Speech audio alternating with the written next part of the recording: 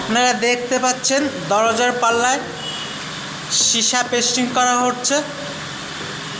মূল উদ্দেশ্য সীসা পেস্টিংয়ের সূর্যের রশ্মিটাকে আটকানো, যাতে সূর্যের রশ্মিটা ঘরের মধ্যে প্রবেশ করতে না পারে। এই সীসার উপর এর পরের ধাপ হচ্ছে আপনার প্লাই মারা এবং সানমাইকা পেস্টিং। পরপর আপনাদের ধাপে ধাপে দেখাচ্ছি, আপনারা ধৈর্য ধরে দেখতে থাকুন। দেখুন সীসা কাটছে, সীসা সেটিং হচ্ছে। এই সীসা পেস্টিং করার পর সাইডে যে বাড়তি অংশটা কাটা হচ্ছে, সুন্দর করে কাটছে। এই সাইডটা কাটা হয়ে গেছে, অবশেষে ওইটুকু বাকি ছিল, ওটা কাটছে।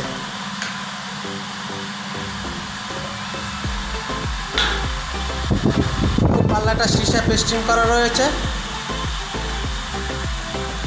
কোথাও কোনো ফাঁকা নেই, জয়েন্টটা একদম সুন্দর মিল হয়েছে। কারণ রশ্মিটা থাকাইতে হবে, সূর্যের আলোটাকে প্রতিরোধ করার জন্য যেটা করা উচিত সেটাই করা হচ্ছে। সীসার উপর আঠা দেওয়া হয়েছে, ফেভিকল আঠা হাই পার্ট। এবার এরপর প্লাইটা মারা হবে।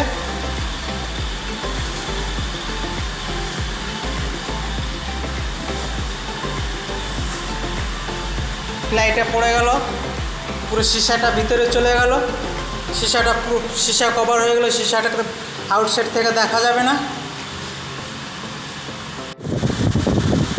পুরো পাল্লাটা এবার সানমাইকা পেস্টিং দেওয়া হচ্ছে।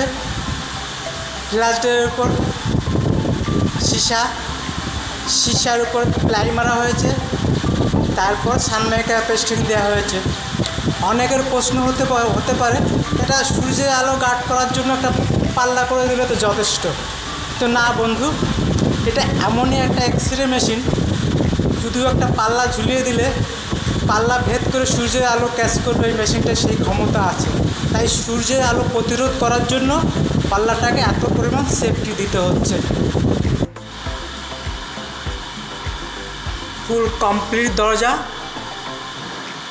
কাজটা যদি আপনাদের ভালো লাগে, লাইক অ্যান্ড শেয়ার করে দেবেন।